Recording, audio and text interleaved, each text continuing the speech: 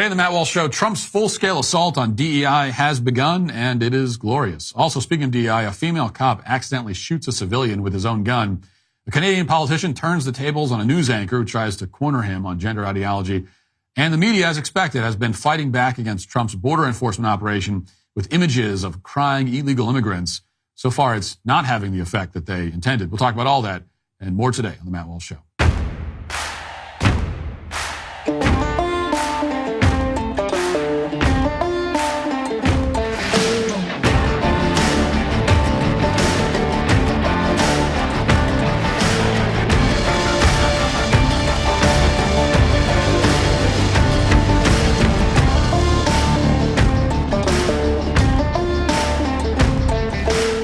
America's golden age is just getting started. Be here with us for every moment. There's never been a better time to join Daily Wire Plus. Use code 47 now for 47% off your new annual membership. Do you wish that you could have invested in the stock market last year when investors scored the highest profits in decades, but between your mountain of bills and credit card debt, you had nothing left over? Well, it's time to stop letting debt hold you back. Let me tell you how Done with Debt can help. They have a brilliant new strategy designed to tackle your debt and put cash back in your pocket so you can save, invest, and build the life you've been wanting.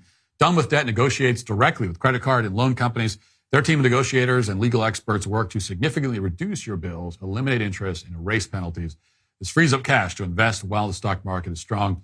Done with Debt helps transform financial burden into opportunity. But since these strategies are time-sensitive, don't delay. Start building the life you deserve. Visit donewithdebt.com and talk with one of our strategists. It's free.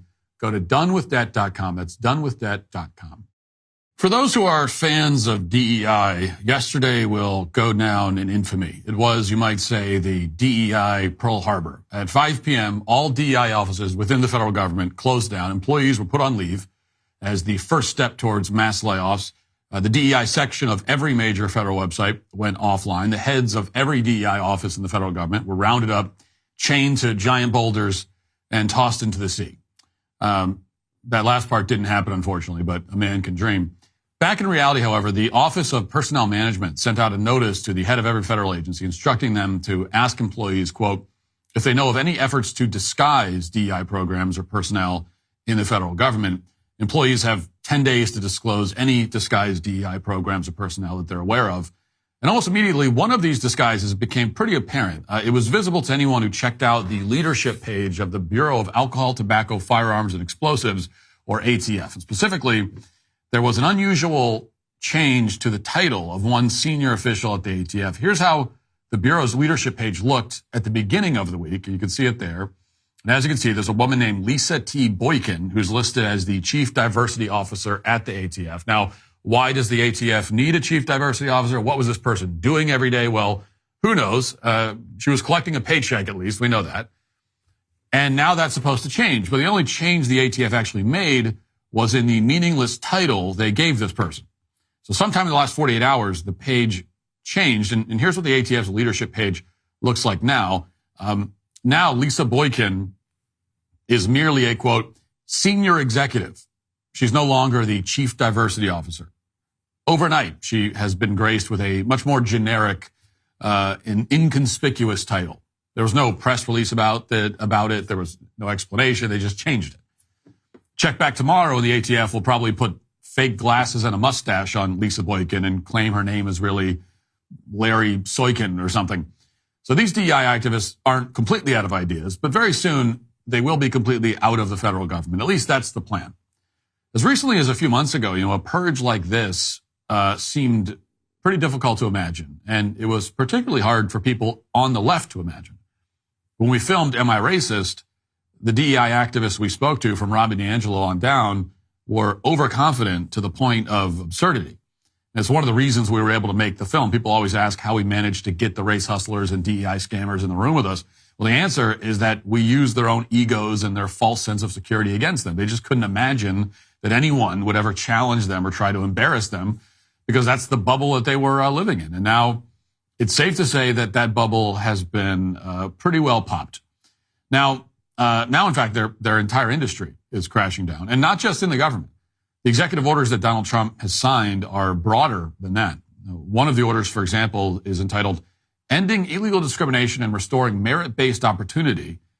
And this order explicitly applies to DEI in the private sector as well. Quote, I further order all agencies to enforce our longstanding civil rights laws and to combat illegal private sector DEI preferences, mandates, policies, programs, and activities. Each agency shall identify up to 9 potential civil compliance investigations of publicly traded corporations, large nonprofit corporations or associations, foundations with assets of $500 million or more, state and local bar and medical associations, and institutions of higher education with endowments over $1 billion. In other words, the federal government is gearing up to launch investigations into private sector entities, whether they're universities or hospitals or corporations that are engaging in discriminatory DEI practices.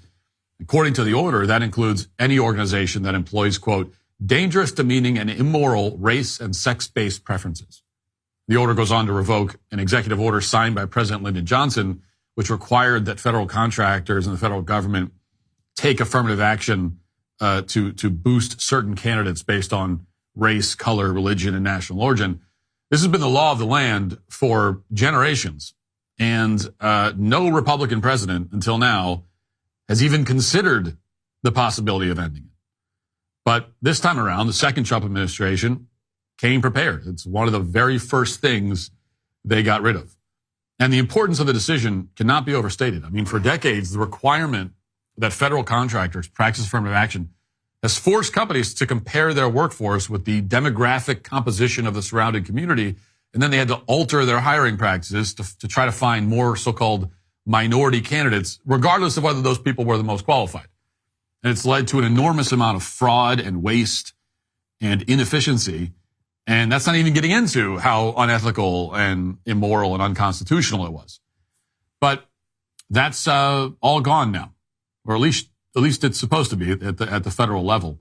Trump's order forbids the federal government from, quote, allowing or encouraging federal contractors and subcontractors to engage in workforce balancing based on race, color, sex, sexual preference, religion, or national origin. On top of that, all federal agencies have to require every grant recipient to, quote, certify that it does not operate any programs promoting DEI that violate any applicable federal anti-discrimination laws. Within 120 days, the Attorney General will also outline requirements for colleges and universities concerning their own DEI programs. So this is obviously a sweeping order, one that affects hundreds of billions of dollars in government spending. And it's very bad news for universities like Harvard and other bastions of left-wing orthodoxy. It's the kind of order that you'd expect would lead to, a lot of wailing and gnashing of teeth on the left. And certainly that is happening to some extent. But there's also been kind of an interesting wrinkle amid all of this. And it is early. It's still early. This is all just happening. There might be some amount of shell shock on the left as well. I'm sure that's true. But Chris Rufo reported something interesting yesterday. He reported this. Tech executives are telling me that Silicon Valley companies will respect President Trump's ban on discriminatory DEI. Many feel relieved that they don't have to pretend anymore. Resistance here is basically dead. And that was quoting his source within one of these tech companies. So in other words, according to Rufo's reporting, these executives were, experiencing a kind of Stockholm syndrome for the past several years. They knew that DEI was destructive to their business. They wanted it to go away, but they felt they had no choice but to endorse it because on top of the legal requirements, they didn't want to upset left-wing activists and the corporate media. They lacked the spine to stand up for their own business interests. And they felt trapped, so they just went along with it. And this may sound like convenient excuse-making, but it may sound like, well, the claim is that these people were victims. That's not the case at all. It's not an excuse, but the scenario here sounds very plausible. After all, tech companies care the most about making money. I mean, you don't become a tech billionaire without understanding how to turn a profit and without prioritizing profits. And DEI is obviously and self-evidently bad for business because it forces you to hire people who are not qualified for the job. It actually makes perfect sense that these companies would be relieved to be done with it. But it's not an excuse. I mean, if anything, it just makes them look worse. DEI proliferated not because all these companies believed in it, but because they were all cowards who didn't have the gumption to speak out, even for the sake of their own economic self-preservation. Like it would be better for them, I think. It'd make them look better if they actually believed in this stuff and now are having some kind of awakening moment. But the truth is, they knew it was nonsense the whole time, and they just did it anyway.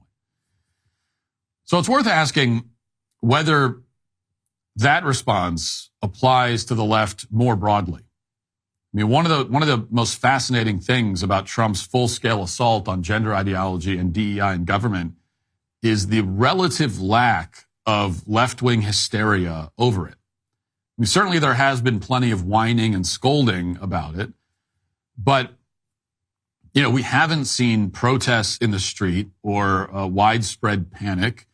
The outrage, from my vantage point, hasn't quite reached the fever pitch that you would have expected, that I expected. I mean, even the media, from what I can tell, seems to be relatively muted by their standards in their reaction. So here, for example, is a decidedly kind of low-energy segment from MSNBC the other day. I mean, you'd think they'd be grabbing their pitchforks because of the return of fascism in America, but instead, this is what they came up with. Watch. Can we just drill down on this DEI initiatives piece for a moment? Because there's research that shows diversity is a strength. It makes organizations stronger, whether federal or private. Sure. So what's the argument behind the scenes for getting rid of the DEI initiatives? Is it just we're getting rid of woke? Yeah, I think that frankly is the argument. I mean, I think that you know as well as I do that there are a few things that President Trump said in those rallies more than that he would get rid of the woke ideology and he would get rid of DEI practices and instead put back what they call meritocracy type style governments where people are, where basically it's race blind, right? People are promoted by their own merits, they say. And so they believe that this is a fulfillment of those promises that Trump made on the stage. Okay, so they certainly don't approve of Trump's policies, but you wouldn't call that a hysterical meltdown exactly. The anchor cites that fake McKinsey study about how DEI supposedly improves companies, which we talked about and debunked many times before. And then the reporter says conservatives want to take us back to colorblind, merit-driven society, as if that's a bad thing. But it is, again, a bit low energy. I mean, you contrast that with the hysteria in the days after Trump's first inauguration. There's really no comparison. Back then, everything Trump did was part of a Russian plot to destroy American democracy. Everything was a cause for panic. Everything was a 5-alarm fire. And yet, this has been kind of the response to most of Trump's executive orders, from his order ending DEI at the FAA to his order declaring that, indeed, there are only two genders and that gender ideology is dead. This is the most far-reaching executive assault on left-wing ideology ever launched by any president ever. And there's not even a close second. We've never seen anything like this, even from Trump in his first term. Truly unprecedented. And yet the left's reaction hasn't matched the moment exactly, especially by, again, their normal standards of hysteria. Why is that? It's worth asking. Now, there are multiple facets to this. The lack of mass protests in the street may be easy enough to explain. It's very cold outside, and we know that left-wing activists are dedicated to their causes as long as that dedication doesn't require them to endure even the slightest bit of physical discomfort. Also, you probably have to pay the protesters more than their usual rate, given the weather conditions, and maybe it's just more than George Soros is willing to shell out. But that's probably part of it, but that's not the whole story. There's also, as we discussed this week, a kind of emotional burnout happening. The left has been screaming hysterically about Trump for 10 years, and it's just not possible to keep up that level of performative outrage indefinitely. Eventually, you lose a bit of steam. And on top of that, the left is in organizational and ideological disarray. They have no clear leader, no clear agenda, no clear political identity. And all of that serves to mute the response to these moves by Trump. But on top of all of those factors, I also have to wonder if at least some on the left are maybe, to some extent, even if subconsciously, sort of relieved to be done with DEI and gender ideology and all the rest. I mean, after all, these things are so absurd on their face that almost no one could have ever really, truly believed in them. I mean, almost no one actually wants to be in the position of having to defend some cross-dressing man who's crying because he can't disrobe in the women's changing room. Like, that's not a guy that almost anyone actually wants to stand in front of and defend. Almost no one actually thinks it's a good idea to, for example, prioritize diversity in air traffic control hiring. Right? DEI and gender ideology require a suspension of basic common sense that is so extreme that few people could ever achieve it. And everyone else was just pretending. We have suffered through an era in American history that is defined by millions of people pretending to believe the most absurd propositions ever put forward. And now that the cultural tide has changed, the pressure to pretend has been greatly lifted. The true believers in DEI and gender ideology now are looking around and discovering that they are without allies. Trans activists and DEI race hustlers were holding, a lot of people hostage. But the right's political and cultural victories have taken away their ammunition, and it's just hard to keep your hostages in line when they find out that your gun has no bullets. So in other words, for some who ostensibly appear to be on the left on these issues, we are their liberators. That's one theory that may explain one aspect of things. And I believe there's an element of this, at least for some on the left. I certainly think it's the case for business owners and corporate America. But regardless, all that said, one thing we know for sure is that this somewhat eerie lull, it's not going to last. The true believers, and there are plenty of them out there, along with the powers that be on the left, are not going to abandon their agenda. They're not going to surrender to the right and just call it a day and say, never mind, well, forget all of it. They're going to regroup and probably come back eventually with something even crazier than DEI and gender ideology. That's what we can assume if history is our guide, and it should be. And in the meantime, the fact is that pretty much everyone in this country, the vast majority of people, including anyone who flies on a plane, who sends a child to college or applies for a job or a federal contract, is already benefiting from the second Trump administration. This, whether they like it or not, they are. This is the swift restoration of sanity that a majority of Americans voted for. Common sense has made a comeback. Team sanity is winning for the moment. But team insanity will be back. And it's up to us to be ready for them. Now let's get to our 5 headlines.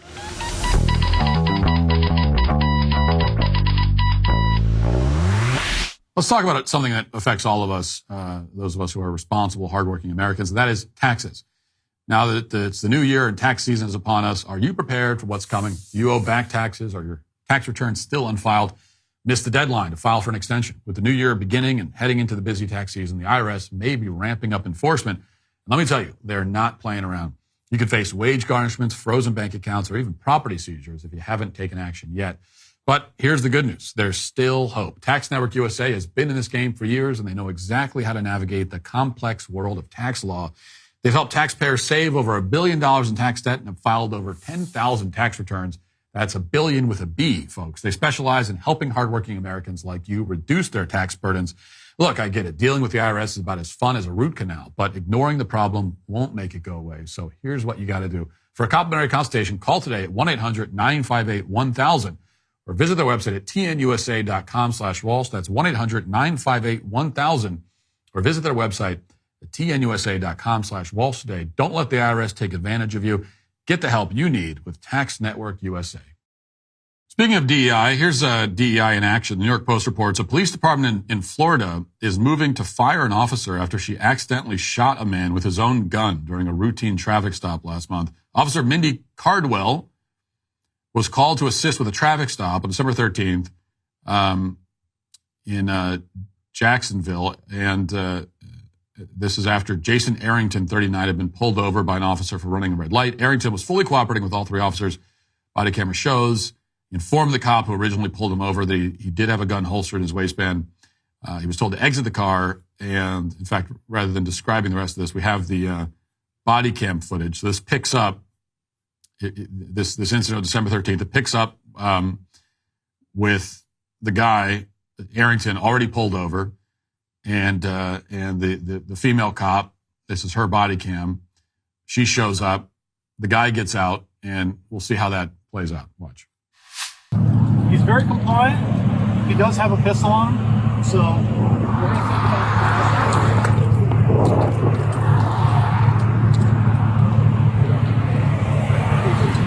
Where's your pistol at? On my side. Okay. So the hands on top of the vehicle for me.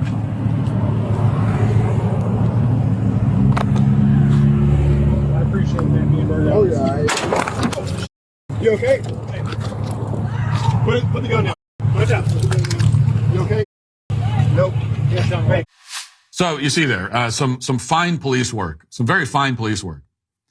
The female cop is tasked with removing the gun from Arrington's holster, and in the process, shoots him in the leg. And in fact, if you take a look at this, it's still shot, the still shot 25 seconds in. You take a look at this now, you can see she has two fingers inside the trigger guard of the firearm while she's pulling it out of his waistband. I mean, how do you make that mistake? You carry a firearm every day for your job. How do you not just instinctively keep your finger off the trigger? How do you end up with not one, but two fingers on the trigger? I mean, this is firearm safety 101. This is before you even get to 101. My sons have better trigger discipline with their BB guns than this police officer does. It's insane. And meanwhile, the victim, what makes this so unfortunate is that he did everything right. He pulled over. He cooperated. He informed the officer that he was carrying a weapon, which is what you're supposed to do. So he follows all the rules, and he gets shot anyway with his own gun. And, you know, I'm the first to say, usually when it comes to cases of alleged police brutality, I'm the first to say that, and I've said many times, that if you just cooperate and comply, and if you're a reasonable person and you're reasonable with the police officers, you're almost certainly going to be fine. I mean, almost always when someone ends up getting shot or hurt during an interaction with the cops, it's because they went out of their way at every turn to turn the situation into something violent and dangerous when it didn't need to be. But there are exceptions to every rule, and here is the exception. And this is an exception made possible by, of course, a female police officer. And look, I know that there are plenty of male police officers who do dumb things and make mistakes, but this is still the kind of thing that you inevitably get when you start bringing women into the force in the name of diversity and inclusion. I mean, this is, like I said, DEI in action. This is what happens. And you can tell in that short clip from the body cam that this woman is very nervous handling the guy's firearm. So how does a woman who's nervous handling a gun end up on the damn police force of all things? How does a woman who doesn't understand the most basic principles of gun safety end up on the police force? Well, it happens through DEI, which is why the eradication of DEI needs to go far beyond the federal government. I mean, it needs to trickle down to every level of both federal and state and local government and into the private sector, which is the plan, like we talked about in the opening. But you know, we need to be done with this madness. And you could say, and I know people will say, well, how do you know that she was hired because of DEI? You don't know that. Well, I know because she's a woman who, by the department's own admission now, is incompetent. She was fired for incompetence. Well, how do incompetent women get jobs like this? They get it through DEI, right? That's how. So it's absurd. I mean, if we're being honest, female cops are absurd. It's an absurdity. I'm sorry. It's just ridiculous. It's cartoonish. You've got cops on the force who can easily be overpowered by like 50% of the population. And not just 50% of the population, by the way. Like the majority of people who end up getting arrested, the majority of people who will go to prison are men. So it's not 50%, really. It's with a female cop, that means that the vast majority of the people that she is going to try to arrest during her career can easily overpower her. Easily. And that's why, when I have an interaction with the cops, I get pulled over or something. It doesn't happen very often. But when it does, I'm only ever a bit nervous if the cop is a woman. And the reason that makes me nervous is because I know that the cop knows, because she's a woman, that I could easily overpower her if I wanted to. I know that she's aware of that. And I'm then worried that this fact is making her worried, even though I'm not doing anything to make her worried. Like, if that makes her jumpy. And if she's jumpy, then stuff like that happens. And even if she's not jumpy, I'm also aware that she's only on the force because they lowered the standards to get her there. So that makes me a bit nervous too. So now you have an interaction where both the officer and the civilian, who isn't doing anything wrong, are kind of nervous. And that's not what you want. Nothing bad's going to happen on my end. I'm not going to freak out. I'll comply and be cooperative. So everything's going to be fine on my end. But I don't know about her end. And as we just saw in that interaction there, the guy complied. He did everything right. Ends up with a bullet hole in his leg. And now he's going to sue, and he's going to probably be a rich man, as he should be, because of the lawsuit. I don't think suing is even enough. I mean, if any one of us in the course of our jobs accidentally shot someone, we would also go to jail. I think there should be jail time for that. That's not, you don't get a oopsie daisy, on something like that.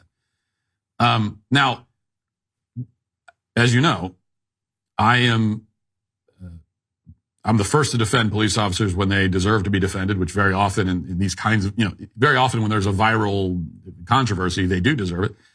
And I'll be the first to say that I give cops a lot of leeway when they're put into these life-threatening situations because of what the suspect is doing. The suspect is acting in a way that is threatening, and now all of a sudden the cop is thrust in this life-threatening situation. I think we got to give a lot of leeway. And it's easy to Monday morning quarterback after the fact.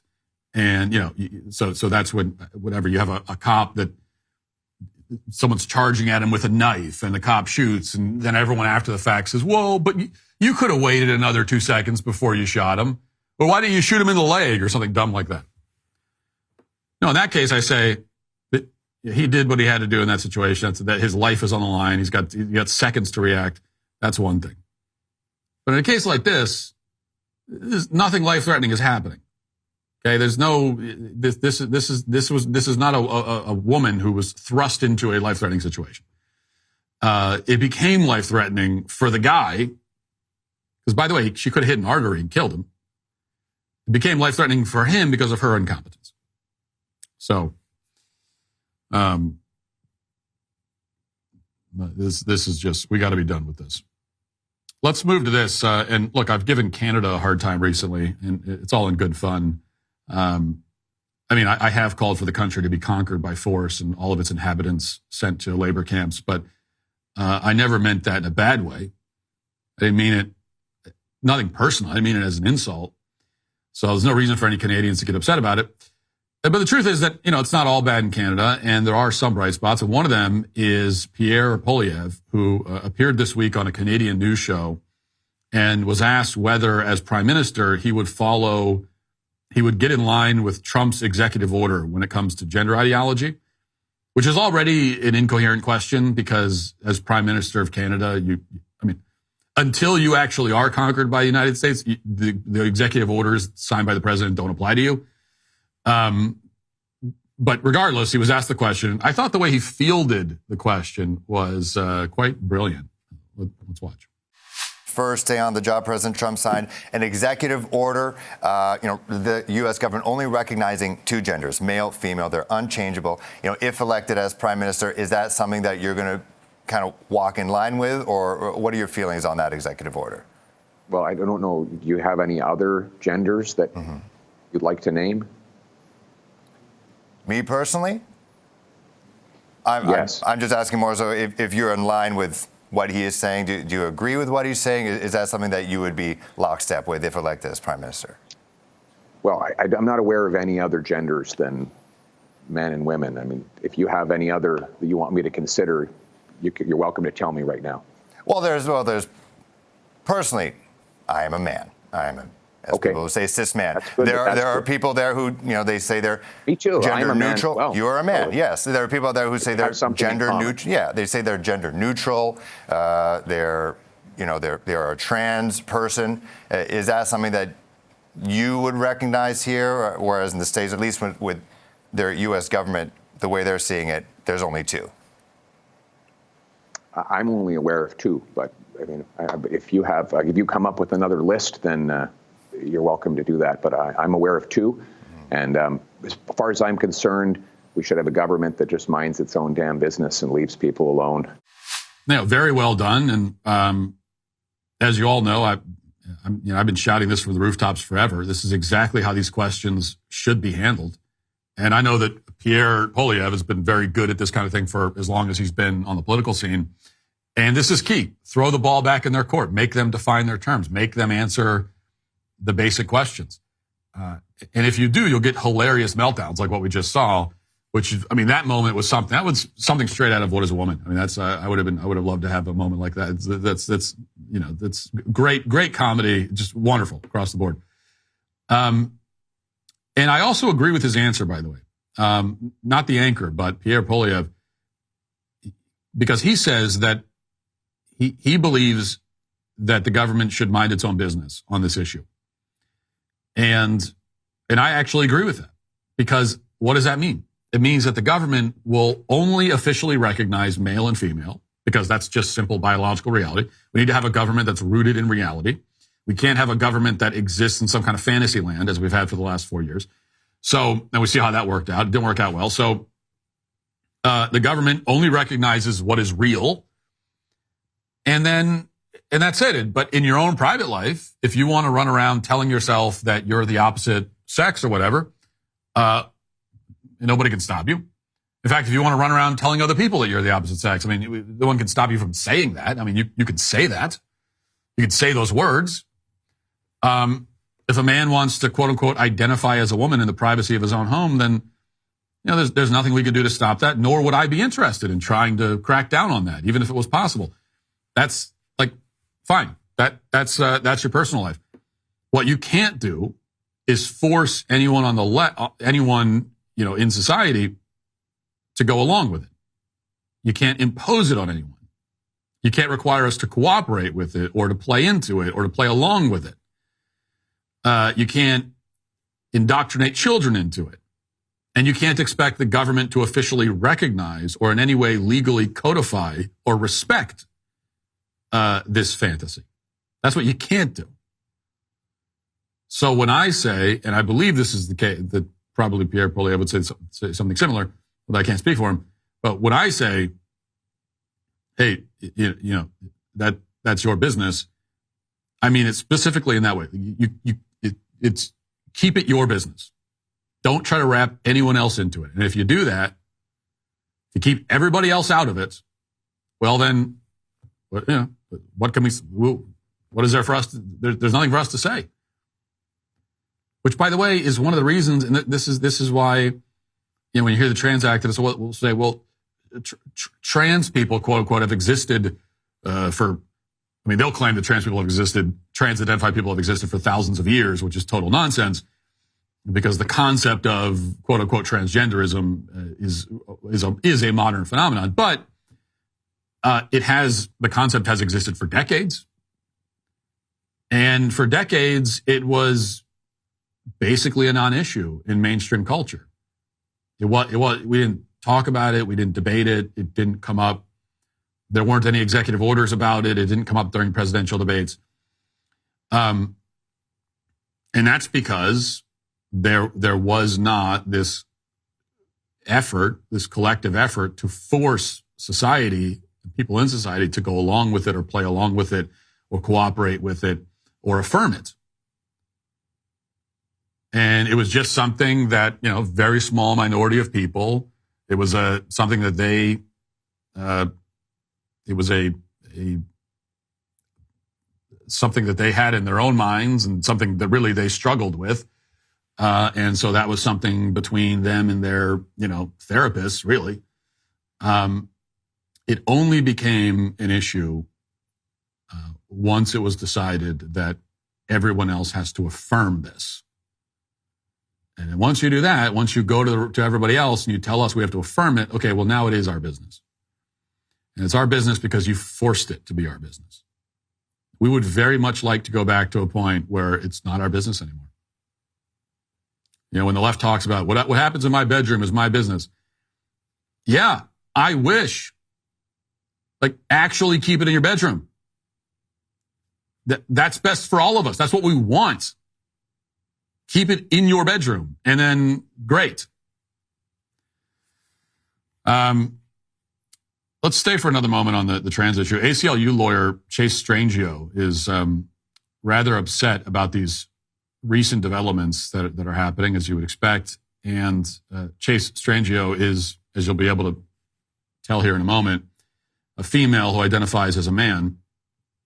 But there's one term used in this clip that's getting some attention. So listen. Instructions in this one executive order, including this directive to HUD to issue proposed regulations to, in essence, exclude trans people from various forms of shelter system under the auspices that a trans person is an inherent threat to non-transgender women. Obviously, that just enhances the risk that transgender people face in society if we are deemed as a threat to others simply by existing. Well, a few things. First of all, nobody thinks that trans people, quote unquote, are a threat simply by existing. Our whole point is that trans is a category error. You, in fact, do not exist as the sex you claim. Right? You do exist as a person. We acknowledge that. But when a man who identifies as a woman says, oh, you think I'm a threat to women just because I'm a trans woman? Well, our answer is no. No, what we're saying is that you're not a woman, and that's our whole point. You're potentially a threat to women because you're a male demanding access to the locker room, and men who demand that they be allowed into private spaces with women are rightfully perceived as potential threats. It's got nothing to do with the fact that you call yourself trans. If a man who did not call himself trans, did not identify as trans, was demanding access to the women's bathroom, that they would be perceived as a threat as well. Like that. The point is that you're a male. How you perceive yourself is basically irrelevant in that scenario. And second, you notice the phrase that she used. She said non-transgender women, which is interesting because these people had invented the nonsense term cis women and cis men, right? And up until now, that's what they would call what is actually just a regular woman, a woman, an actual biological woman. But now apparently they've switched over to this new phrase of non-transgender women. And why do they prefer that term? Well, they prefer it because it goes even farther than the term cis women to make regular real women seem like they're the strange ones. So this is what they're doing. It's an attempt to make real women into just one category of women. And in this case, when you use the term non-transgender women, you've turned actual women into not just one category of women, but you've turned them into a lesser, more obscure category of woman. Because they're now the nons, right? You have trans women, and then you have non-trans women. So now women are defined by their relation to so-called trans women. They are defined by their status of being not trans. So in this world of Chase Strangio, you're either trans or you're not trans. That's the rhetorical move that they're pulling now, which is quite desperate. And we know that the trans activists they've gotten a lot of mileage out of these language games. I mean,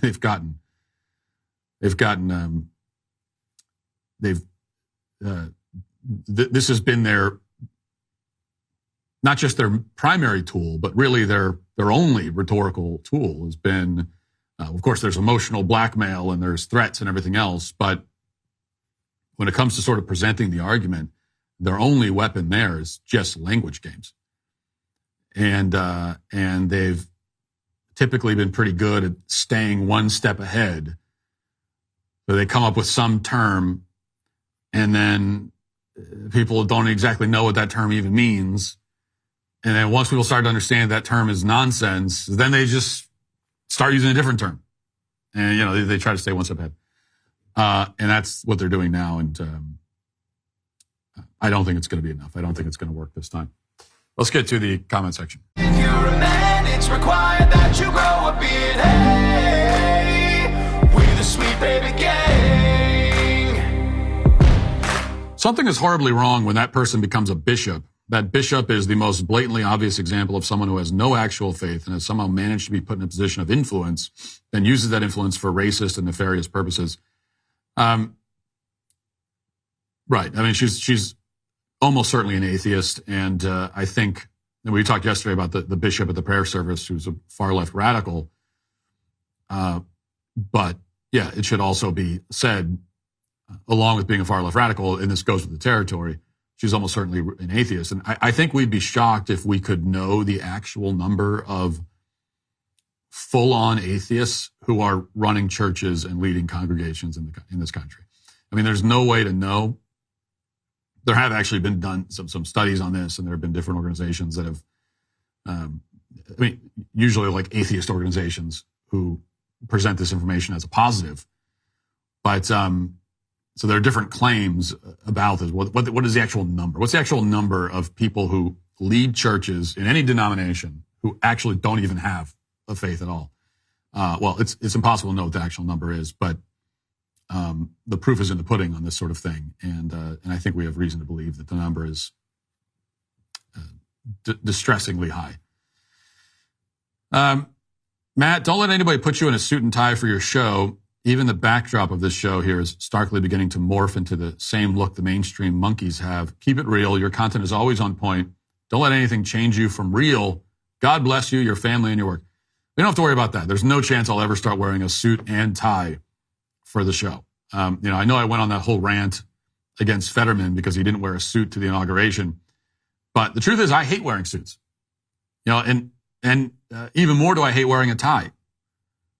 Women don't understand. Women complain all the time about all the unique challenges and discomforts of being a woman. And I know there are some, but they don't understand some of the stuff that we deal with. And one of them is a tie. Okay. We have to wear this thing. It's like there's a noose around our neck. It's like literally a noose around our neck we have to wear anytime we go to something formal. We can barely breathe. Okay, we're partially suffocating the entire time. You don't realize that.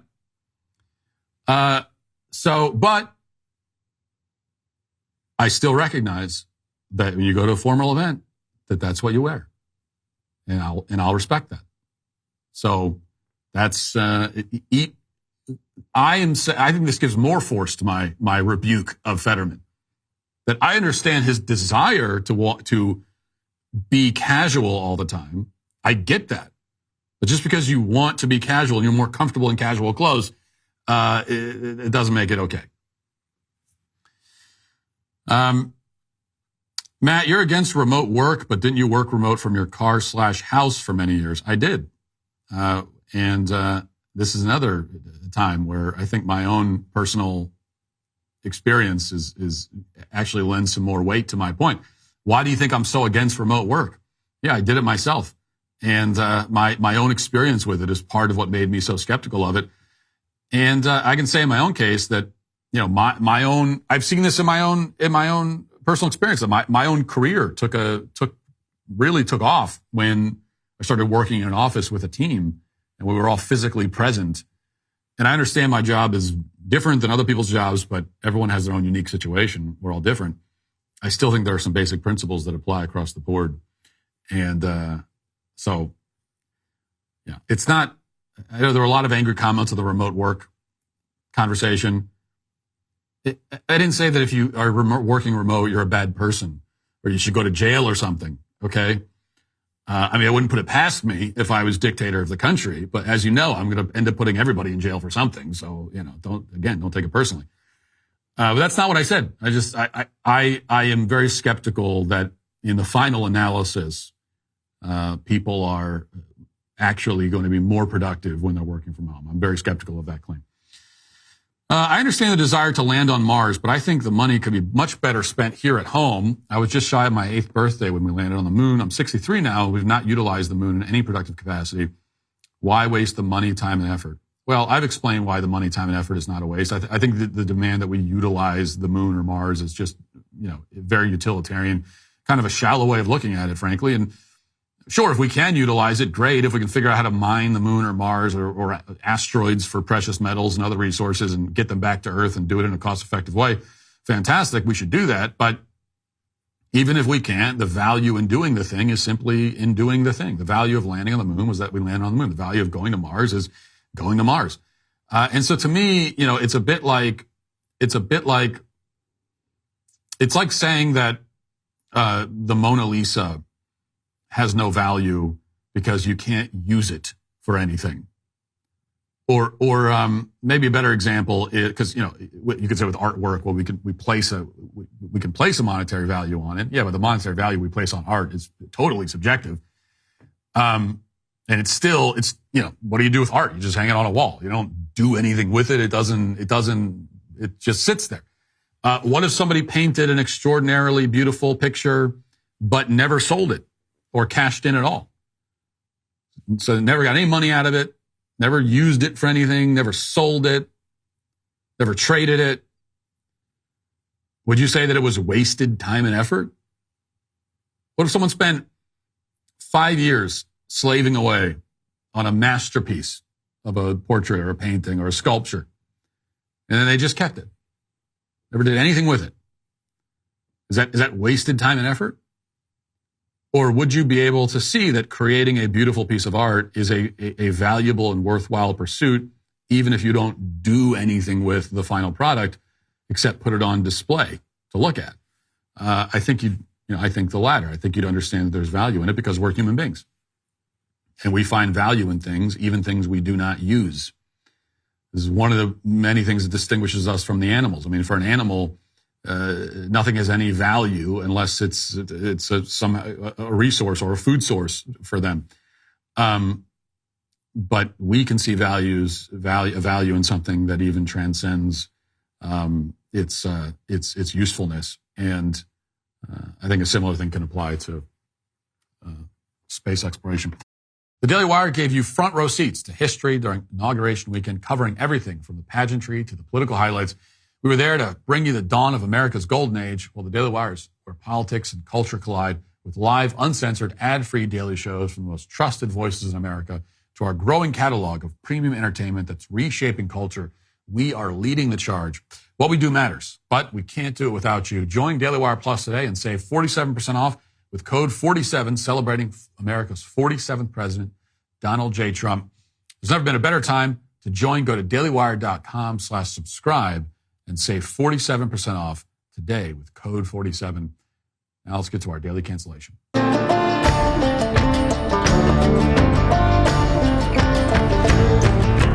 We began the show by talking about the relative and rather bizarre lack of panic among some on the left in the wake of Trump's barrage of executive orders. But there is one area where the panic has been much more obvious and more to the scale of what you'd expect. And that relates to the Trump administration's efforts to fulfill one of his central campaign promises, which is to deport illegal aliens who are currently residing in the United States and to prevent more illegal aliens from entering into the United States.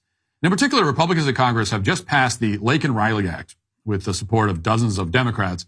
The point of the law is to require the Department of Homeland Security detain illegal aliens who commit crimes, including shoplifting, burglary, larceny, and so on, so that they can be deported immediately. As you may remember, Laken-Riley's killer was picked up for a variety of crimes, including shoplifting, before he went hunting for women to rape and murder at the campus of the University of Georgia. But instead of being deported or detained, he was immediately set free, which is what enabled him to commit this horrific crime. So this is about as basic a law as you can imagine. It doesn't even give any new authority to federal immigration officials. Instead, it simply mandates that they do what was already their job when an illegal alien commits a crime. If anything, the law is too permissive. We should be requiring that federal authorities deport everyone who's here illegally, regardless of whether they commit an additional crime or not. But as it stands, it's just a baseline measure to ensure that no more women like Laken-Riley are murdered by people who obviously should have been deported a long time ago. But Democrats don't see it that way. In fact, they've been having full-blown meltdowns in Congress over this legislation and Donald Trump's plans more generally with immigration. So here, for example, is the astute scholar Rashida Tlaib. Enough is enough. It will separate families. It would lead again to continued discrimination. It's shameful that my colleagues are giving in to racist fear-mongering at the first opportunity to pass legislation to scapegoat our immigrant neighbors and fuel hate in our communities. I know what's going to happen. It won't just be undocumented. It'll be people like my mother who will get stopped and profiled. She have to carry her U.S. passport around? Are we asking people allowed to have documentation? That's what you want to turn our neighborhoods into, is militarization? I yield the gentlelady an additional 30 seconds. Gentlelady is recognized. I just ask all of you to truly understand what this will do to our communities. I urge our colleagues to please vote no on this divisive bill. And it's so important to understand what you're going to turn our communities and our neighborhoods into. We can't allow that to continue to happen. With that, I yield. So bizarrely, she claims that her mother will be affected by this law, even though her mother apparently is not an illegal alien. And that raises an obvious question. Is Rashida Tlaib's mother a shoplifter? I mean, that's the only way this complaint really makes sense. The law doesn't establish any criteria to profile anyone. It just requires that illegal aliens who commit crimes get detained. Quoting from the legislation, the Secretary of Homeland Security shall issue a detainer for an for an alien described in paragraph 1E, and if the alien is not otherwise detained by federal, state, or local officials, shall effectively and expeditiously take custody of the alien. And if you scroll down up to paragraph 1E, it applies to illegal aliens who are, quote, charged with, arrested for, convicted of, admits having committed, or admits committing acts which constitute the essential elements of any burglary, theft, larceny, or shoplifting offenses. So maybe Rashida Tlaib is trying to tell us something about her mother and her community. Maybe this is a cry for help. I don't know. Otherwise, it's all very confusing. Fortunately, we have AOC to shed some light on the matter. Here's her very well-reasoned objection to the legislation. Listen. If someone wants to point a finger and accuse someone of shoplifting, they will be rounded up and put into a private detention camp and sent out for deportation without a day in court, without a moment to assert their right and without a moment to assert the privilege of innocent until proven guilty. Without being found guilty of a crime, they will be rounded up. Again, this is all nonsense. There's no provision in legislation where you get rounded up and put into a private detention camp and sent out for deportation as soon as someone, quote, points a finger and accuses you of shoplifting. That's not in there at all. I mean, she's missing two important things. First of all, the law doesn't apply to you unless you're already in this country illegally, meaning you're already subject to immediate deportation. And secondly, random people can't just point a finger at these aliens. They have to be, at a minimum, charged by a prosecutor with an additional crime on top of being here illegally. A lot of Democrats seem to struggle with understanding any of this. Over at CNN, for example, anchor Dana Bash was visibly stunned when Tom Homan explained that all illegal aliens are subject to deportation, even if they haven't committed an additional crime within our borders. Watch. We're not going to strike, and this is the difference between the last administration and this administration. ICE is going to enforce the immigration law. There's nothing in the INA, the Immigration Nationality Act, says you got to be convicted of a serious crime in order to be removed from this country. So there's going to be more collateral arrests in sanctuary cities because they forced us to go in the community and find the guy we're looking for. Let me just make sure that I understand what you're saying, because at first you said that the first targets are those with criminal records, but you are also saying that those who are undocumented in the U.S., also who don't have criminal records, people who are working in their communities, maybe even have spouses who are American citizens, they could be swept up with ICE today as well? What I'm telling you is when we go find our priority target, which is a criminal alien, if he's with others in the United States illegally, we're going to take enforcement action against him. We're going to enforce the immigration law. You know, one of the things that's great about Tom Homan is that he doesn't even pretend to care about sanitizing any of this. It's what he's been promising to do for months, and he's going to do it. Voters clearly want him to do it. They've got the mandate of the American people. So when the CNN anchor reacts with disbelief, he just doesn't care. That's not going to stop the rest of the corporate press from relying on predictable emotional blackmail. Over the Washington Post, a reporter just uploaded a video of a sobbing foreign national, and her caption reads, quote, migrants who are waiting for their 1 p.m. CBP-1 parole appointment learned 20 minutes ago that the app is shut down and those appointments are no longer valid. And here's the video that the reporter posted along with it.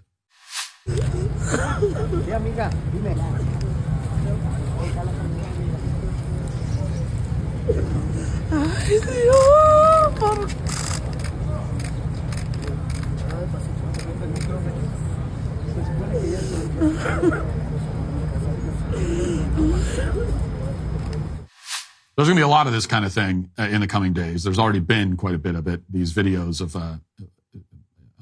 so-called migrants sobbing and crying. But, this one is interesting. First of all, this person's pretty well dressed. She has an iPhone, apparently, because she's checking the app, and clearly not very good at planning ahead because she somehow didn't make the trip at any point in the last 2 months when it was obvious to everyone that Donald Trump was going to take over the White House.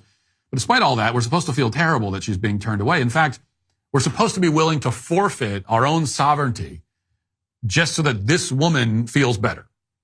If somebody cries because they can't illegally access your home, you should just let them in. I mean, that's the idea.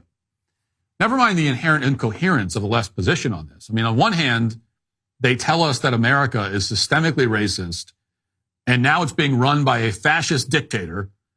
And on the other hand, they expect us to see it as a great tragedy that Hispanic woman isn't allowed to come here. But by their logic, aren't we doing the woman a favor?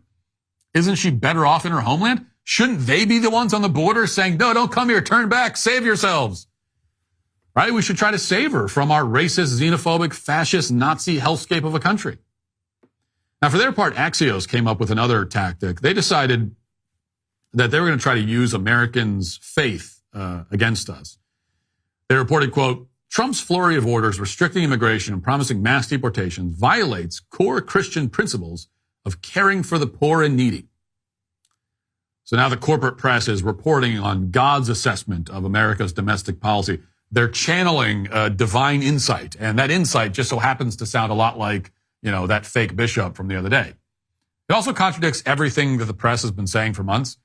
As Aaron McIntyre pointed out, these same media outlets told us that Donald Trump was a Christian nationalist who wants to bring about a Christian theocracy.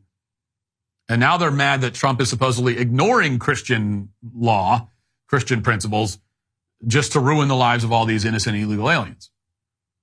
It's like, which is it?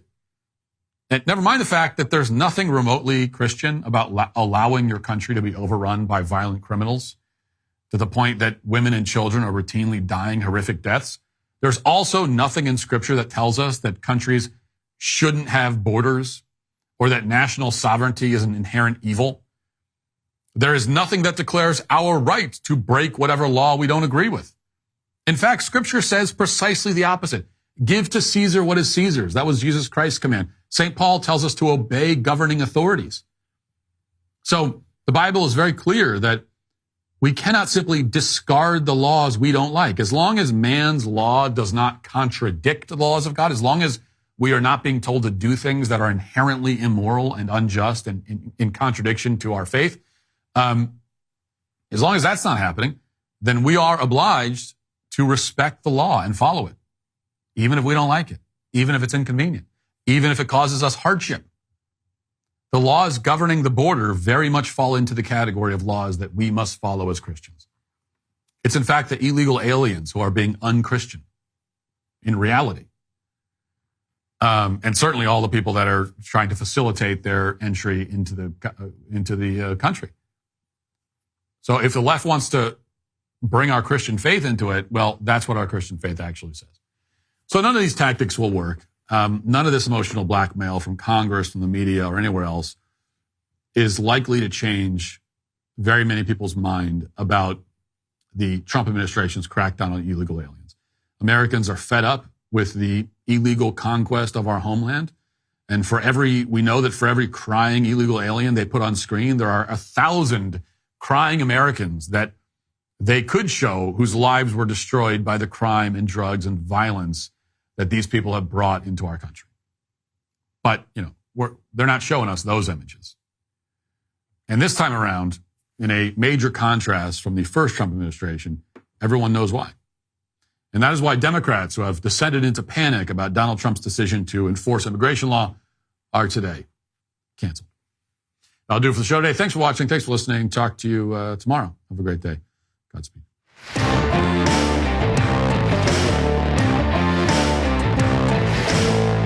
Today on The Ben Shapiro Show, President Trump issues executive orders to kill DEI in the federal government and end affirmative action in hiring. Immigration enforcement begins anew. And controversy erupts over President Trump's new AI infrastructure plan. That's today on The Ben Shapiro Show. Give it a listen.